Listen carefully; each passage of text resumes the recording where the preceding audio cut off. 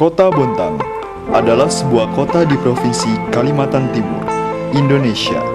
Kota yang memiliki areal sebesar 163,11 km persegi ini terletak sekitar 120 km dari kota Samarinda. Letak geografis Kota Bontang terletak pada 0,137 derajat bintang utara dan 117,5 derajat bujur timur. Dalam perjalanan sejarah, Bontang yang saat ini berpenduduk 163.651 jiwa pada tahun 2013, yang sebelumnya hanya merupakan perkampungan nelayan. Di kota ini, berdiri 3 perusahaan besar di bidang yang berbeda-beda.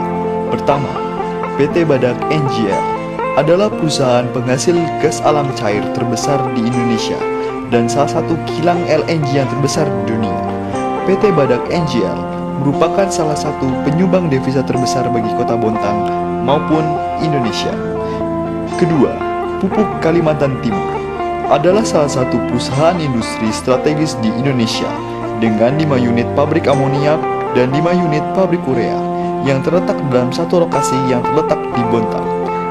Atas dasar kemudahan akses ke alur pelayaran internasional, maka kebijaksanaan pemerintah pusat pada tahun 1974 menetapkan Bontang sebagai tempat industri pengolahan LNG, dan pada tahun 1977 dibangun industri pupuk.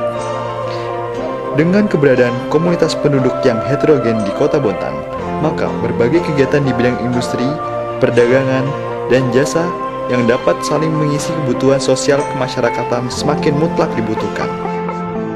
Dan terakhir, Indomiko Mandiri, sebuah perusahaan pertambangan batu bara yang berada di Kota Bontang, berdiri dan mulai beroperasi pada tahun 1997.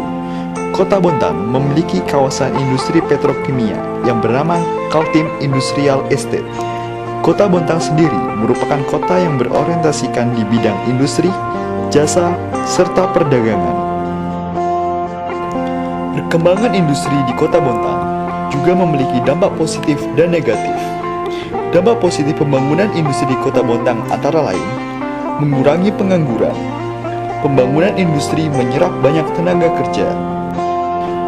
Bukti berkurangnya pengangguran dapat kita lihat dari data garis kemiskinan BPS Kota Bontang sebagai berikut.